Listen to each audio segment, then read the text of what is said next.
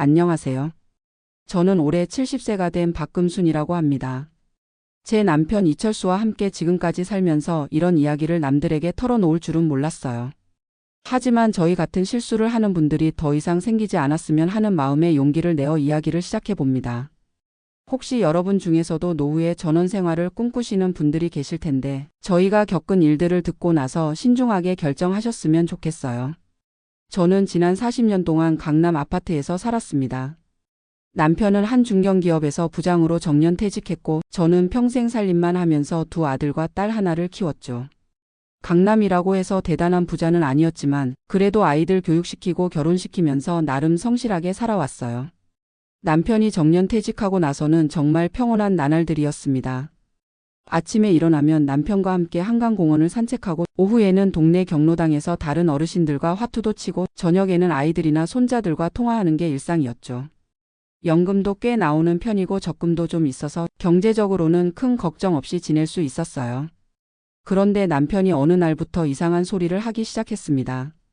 금순아, 우리 이렇게만 살다가 죽을 거야? 뭔가 의미 있는 일을 해보고 싶지 않아? 처음에는 그냥 노인네가 심심해서 하는 소리려니 했는데 점점 진지해지더라고요. 어느 날 남편이 신문을 들고 와서는 흥분해서 말했어요. 금순아, 이거 봐. 제주도에서 귤밭 농사 지어서 대박난 사람 이야기야. 우리도 한번 해보면 어떨까? 신문에는 서울에서 내려간 어떤 부부가 귤밭으로 성공했다는 기사가 실려 있었습니다. 저는 처음에는 말도 안 된다고 생각했어요. 여보, 우리가 지금 몇 살인데 그런 걸 해요? 농사가 뭔지 알기는 해요. 하지만 남편은 한번 마음먹으면 끝까지 밀고 나가는 성격이었거든요. 결국 저도 남편 뜻을 꺾을 수가 없었습니다. 남편은 인터넷으로 온갖 자료를 찾아보기 시작했어요. 제주도 부동산 가격, 귤나무 재배법, 농업 수익률까지 꼼꼼히 계산해 놓고는 저를 설득했습니다.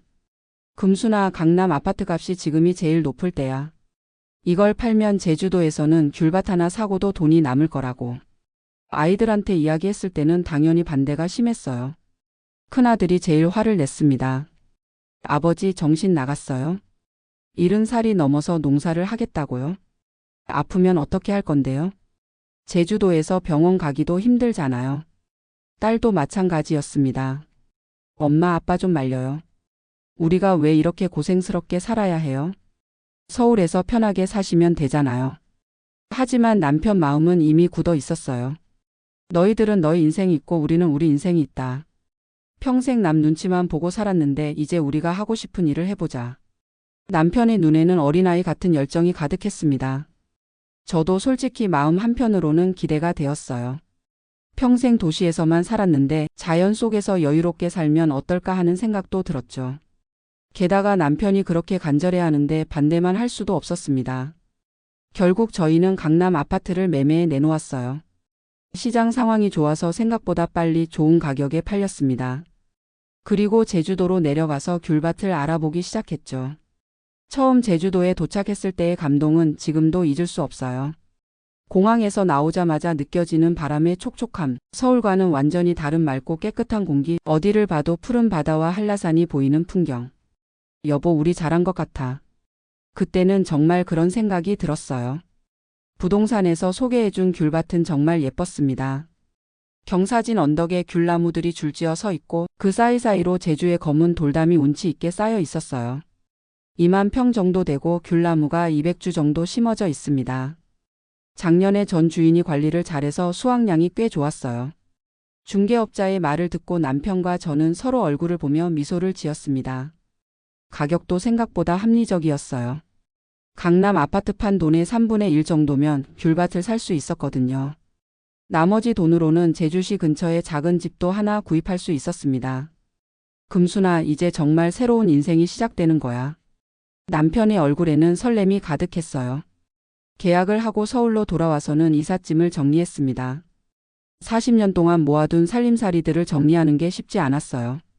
추억이 담긴 물건들을 하나하나 들여다보며 새로운 시작에 대한 기대와 아쉬움이 교차했습니다. 아이들은 끝까지 걱정스러워했지만 저희의 결정을 존중해 주기로 했어요. 그래도 힘들면 언제든 다시 서울로 올라오세요. 자주 연락드릴게요. 3월 초봄에 제주도로 완전히 이주했습니다. 새 집에서의 첫날 밤, 창문을 열면 들리는 바람 소리와 새 소리가 정말 평온했어요. 여보, 우리 이제 진짜 농부네. 남편과 저는 서로 손을 잡고 웃었습니다. 하지만 현실은 생각보다 훨씬 혹독했어요. 우선 귤나무 관리가 생각보다 어려웠습니다. 언제 물을 줘야 하는지, 언제 가지치기를 해야 하는지, 어떤 약을 언제 쳐야 하는지 모든 게 낯설고 복잡했어요. 동네 농업기술센터에서 교육도 받아보고 인터넷으로 공부도 해봤지만 이론과 현실은 완전히 달랐습니다. 특히 저는 평생 화분 하나 제대로 키워본 적이 없었거든요. 봄부터 여름까지는 그럭저럭 괜찮았어요. 매일 아침 일찍 일어나서 귤밭에 나가고 오후에는 집에서 쉬면서 제주도의 자연을 만끽했습니다. 가끔 관광객들이 지나가면서 부러워요 하고 말하는 소리를 들으면 정말 우리가 잘 선택한 것 같다는 생각이 들었어요. 그런데 8월 말경에 태풍이 왔습니다. 제주도에 태풍이 온다는 건 알고 있었지만 그 위력이 이렇게 클 줄은 몰랐어요. 하루 종일 쏟아지는 비와 바람에 집 안에만 있었는데 태풍이 지나간 다음날 귤밭에 나가보니 정말 참담했습니다. 귤나무 가지들이 부러져 있고 아직 익지 않은 귤들이 땅에 떨어져 있었어요. 여보, 이거 어떻게 하지? 남편도 멍하니 서서 바라보기만 했습니다. 평생 이런 자연재해를 겪어본 적이 없었거든요. 그래도 아직 희망을 놓지는 않았어요. 동네 농업기술센터에 문의해보니 올해는 좀 힘들겠지만 내년에는 괜찮을 거예요. 나무만 살아있으면 다시 회복됩니다. 그 말을 듣고 조금은 안심했습니다. 하지만 9월에 들어서면서 더 큰 문제가 생겼어요. 살아남은 귤들의 병충해가 생기기 시작한 겁니다. 귤 표면에 검은 점들이 생기고 속이 썩어가는 귤들이 점점 늘어났어요. 농약을 쳐봐도 효과가 없었습니다. 아저씨, 이건 지금 치료하기엔 너무 늦었어요. 올해 농사는 포기하시는 게 낫겠습니다. 농업기술센터 직원의 말을 듣는 순간 머리가 하얘지는 것 같았어요. 11월 수확철이 되었지만 수확할 게 거의 없었습니다. 200주의 귤나무에서 나온 게 고작 상자 10개 정도였어요. 그마저도 상품성이 떨어져서 제대로 된 가격을 받을 수가 없었습니다. 올해 농사 수입이 50만 원도 안 되네. 남편이 한숨을 쉬며 말했습니다. 그동안 들어간 비용을 계산해보니 정말 막막했어요. 농기구 사는데 몇백만 원, 비료와 농약값으로 몇십만 원, 귤밭 관리를 위해 고용한 일꾼 임금까지 합치면 첫 해에만 거의 1,000만 원 가까이 들어갔거든요. 겨울 동안 내년을 준비하면서 다시 공부했습니다. 귤농사 전문 서적도 사서 읽어보고 유튜브로 농업 관련 영상도 보고 동네 선배 농부들한테도 조언을 구했어요. 처음에는 다들 그래요. 몇 년 하다 보면 요령이 생깁니다. 그런 말들이 위로가 되었습니다. 2년 차에는 조금 더 체계적으로 접근했어요. 봄부터 철저하게 방제 계획을 세우고 정기적으로 농약도 치고 물 주기도 규칙적으로 했습니다. 여름까지는 정말 잘 자라는 것 같았어요. 올해는 좀 되겠다. 그런 기대를 했습니다. 하지만 또다시 8월에 태풍이 왔어요. 작년보다 더 강한 태풍이었습니다.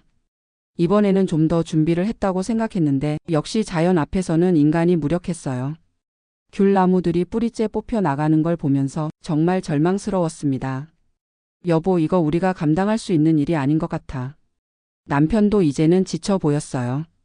70이 넘은 나이에 매일 새벽부터 밭에 나가서 일하는 것도 쉽지 않았는데 이런 일까지 연속으로 당하니까 몸과 마음이 모두 한계에 달했습니다. 더 큰 문제는 남편의 허리였어요. 원래 젊을 때 디스크가 있었는데 농사일을 하면서 점점 나빠진 거예요. 아침에 일어나기도 힘들어하고 조금만 일해도 허리를 붙잡고 아파했습니다. 병원에 가봐요, 여보. 제가 아무리 말해도 남편은 괜찮다고만 했어요. 하지만 어느 날 남편이 귤밭에서 쓰러졌습니다. 허리가 너무 아파서 일어날 수가 없다는 거예요. 119를 불러서 병원에 실려갔는데 의사 선생님이 심각하다고 하더라고요. 디스크가 많이 나빠졌네요.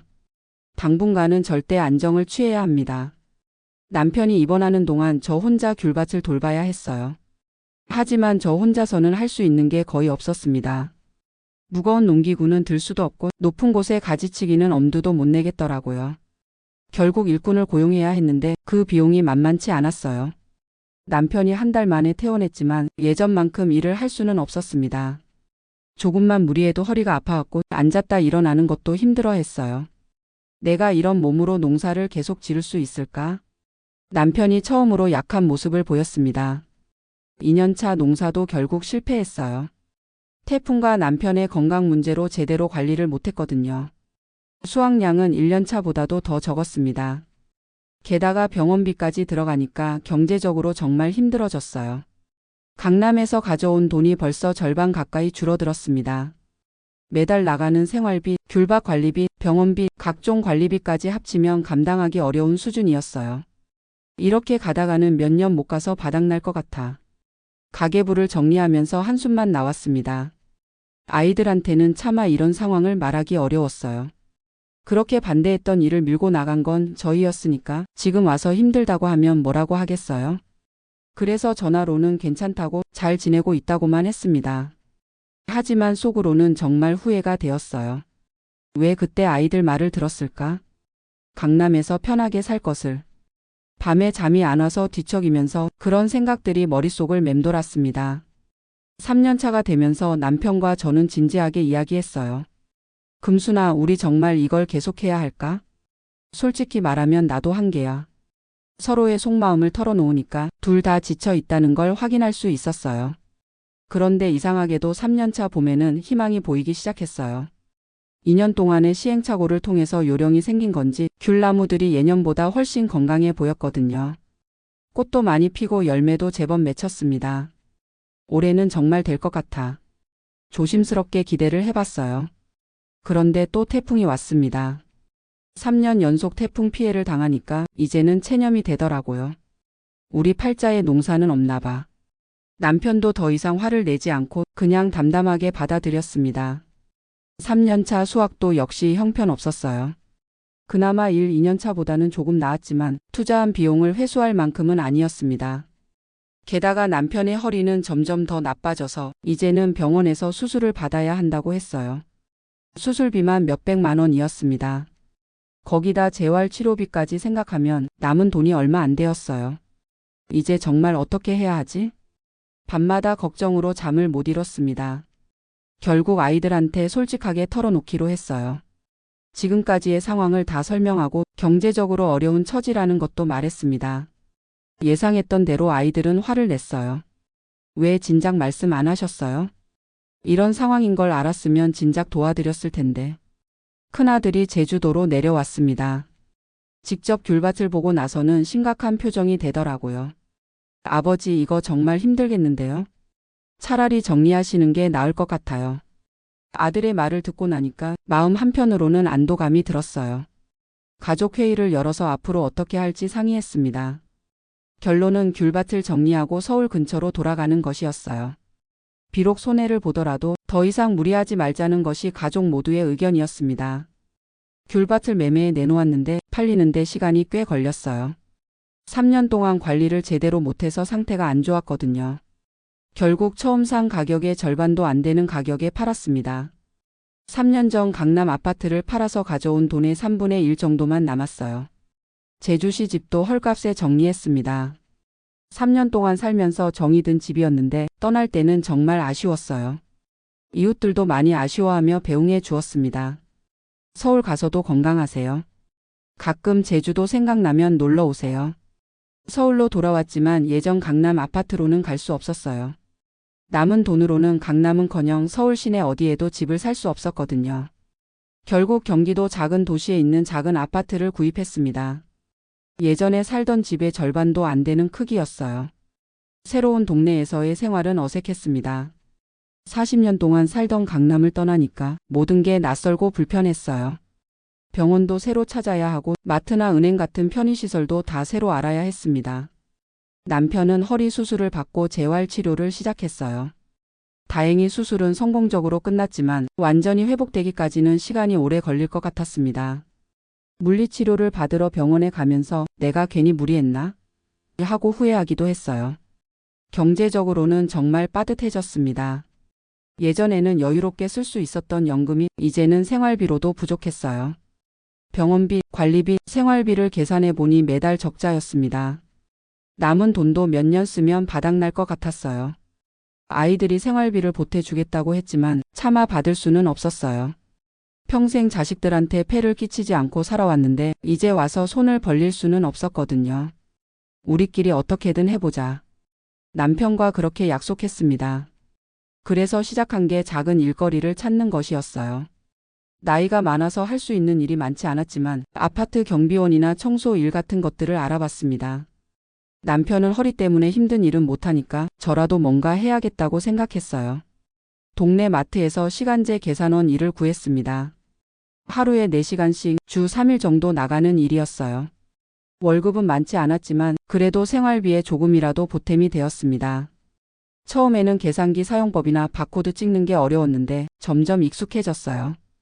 일을 하면서 만난 동네 사람들은 참 친절했습니다. 어머니 고생 많으세요. 건강 조심하세요. 그런 따뜻한 말들이 힘이 되었어요. 제주도에서는 외지인이라는 시선을 받았는데 여기서는 그냥 동네 사람으로 받아들여 주니까 고마웠습니다. 남편도 허리가 조금 나아지면서 할 수 있는 일을 찾았어요. 아파트 관리사무소에서 간단한 사무 보조 일을 하게 되었습니다. 컴퓨터는 잘 못하지만 전화 받고 방문자 안내하는 정도는 할 수 있었거든요.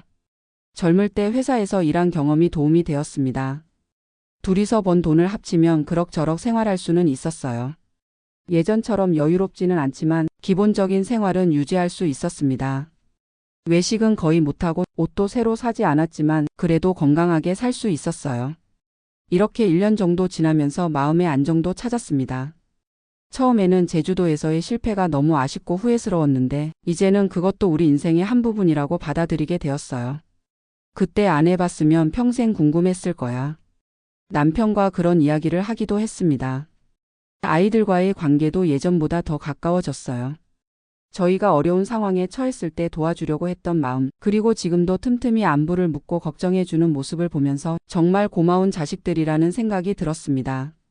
예전에는 당연하게 여겼던 것들이 이제는 소중하게 느껴져요.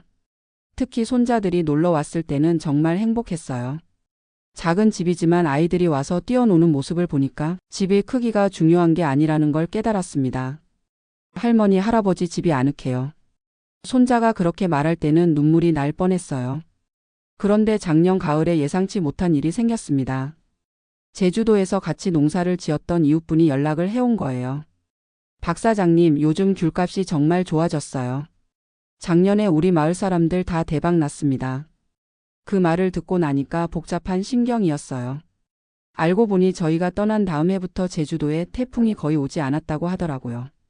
게다가 코로나 때문에 건강에 대한 관심이 높아지면서 제주 귤의 인기가 크게 늘었다는 거예요. 1년만 더 버텼으면 대박 날 수 있었는데 그런 생각이 들기도 했습니다.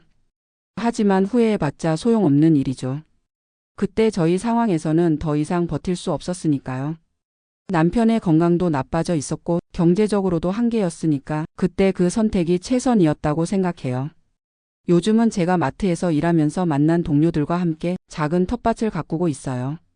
아파트 뒤편에 있는 작은 공간인데 상추나 배추 같은 간단한 채소들을 기르고 있습니다. 제주도에서 농사 지을 때처럼 큰 규모는 아니지만 그래도 흙을 만지고 식물을 키우는 재미가 있어요.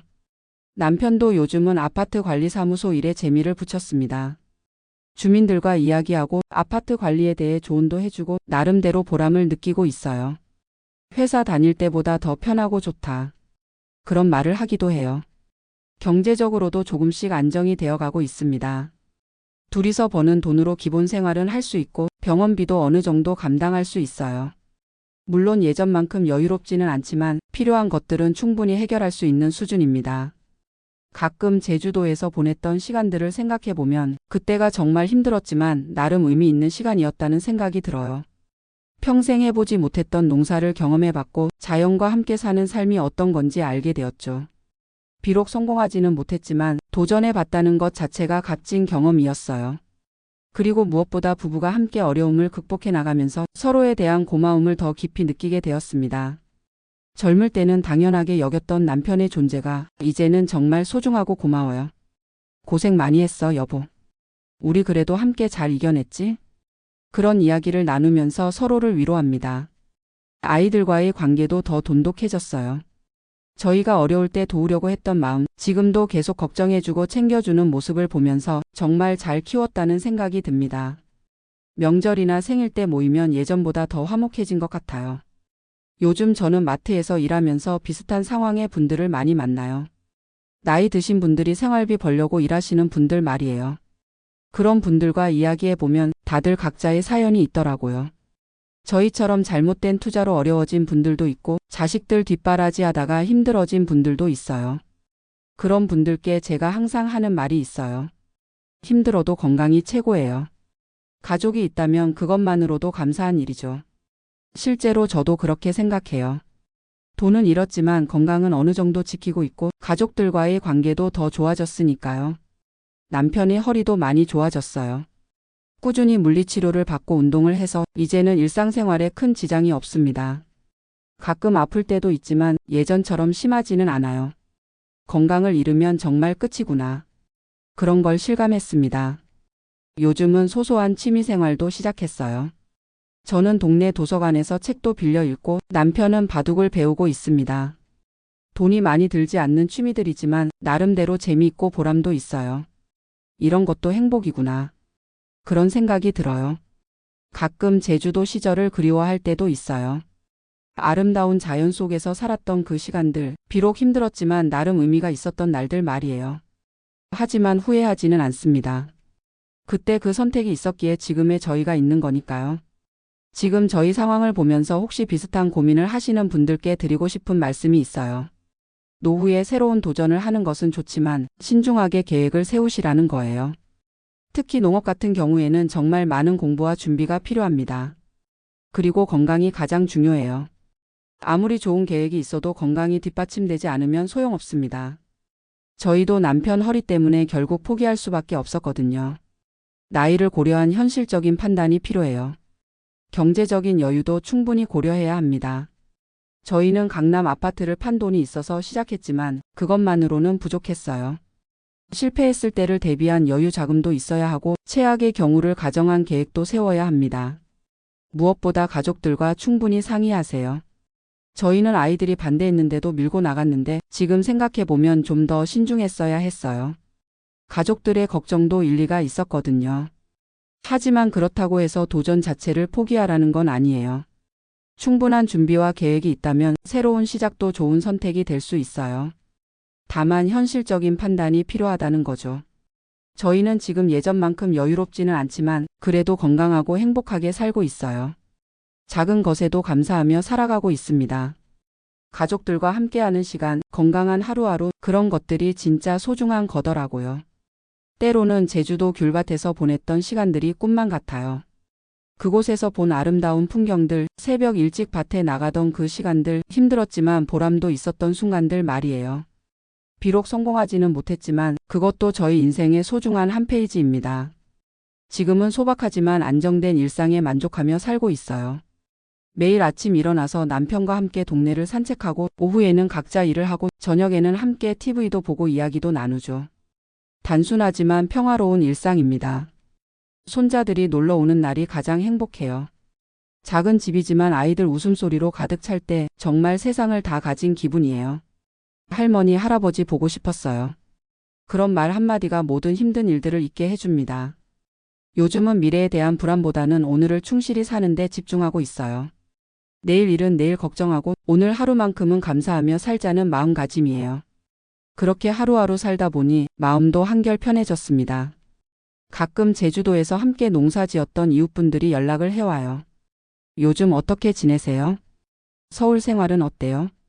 그런 안부 인사를 들으면 정말 고마워요. 멀리 떨어져 있어도 인연은 계속되는구나 하는 생각이 들어요. 저는 이제 마트에서 일하는 게 일상이 되었어요. 처음에는 낯설고 어려웠는데 이제는 동료들과도 친해지고 일도 익숙해졌습니다. 손님들이 수고하세요 하고 인사해 주실 때 작은 보람을 느껴요. 남편도 아파트 관리사무소에서 인정받고 있어요. 주민들이 관리소장님 덕분에 아파트가 깨끗해졌다고 말씀해 주시면 정말 뿌듯해해요. 나이가 들어서도 누군가에게 도움이 될 수 있다는 게 감사해요. 우리가 겪은 이 모든 일들이 헛되지 않았다고 생각해요. 실패도 경험이고 어려움도 성장의 밑거름이 되었으니까요. 무엇보다 가족의 소중함을 다시 한번 깨달았고 건강의 중요성도 실감했습니다. 지금 이 순간도 충분히 행복해요. 큰 욕심 부리지 않고 건강하게 하루하루 살아가는 것만으로도 감사합니다. 제주도에서의 3년이 우리에게 가르쳐준 가장 큰 교훈은 진정한 행복은 소박한 일상에 있다는 것이었어요. 앞으로도 남편과 함께 건강하게 살면서 아이들과 손자들을 자주 만나고 소소한 일상의 기쁨을 찾으며 살아갈 계획이에요. 비록 화려하지는 않지만 우리만의 방식으로 행복한 노후를 만들어가고 있습니다. 혹시 저희와 비슷한 상황에 계신 분들이나 노후의 새로운 도전을 고민하시는 분들께 도움이 되었으면 좋겠어요. 실패도 인생의 한 부분이고 그 실패를 통해 배우는 것들이 분명히 있습니다. 중요한 건 포기하지 않고 다시 일어서는 거예요. 저희도 아직 끝나지 않은 이야기를 써나가고 있습니다. 매일매일이 새로운 도전이고 작은 행복들을 하나씩 모아가며 살고 있어요. 그것만으로도 충분히 의미 있는 인생이라고 생각합니다. 긴 이야기 들어주셔서 감사해요. 저희의 경험이 누군가에게는 교훈이 되고 누군가에게는 위로가 되었으면 좋겠습니다. 건강하고 행복한 하루 보내세요.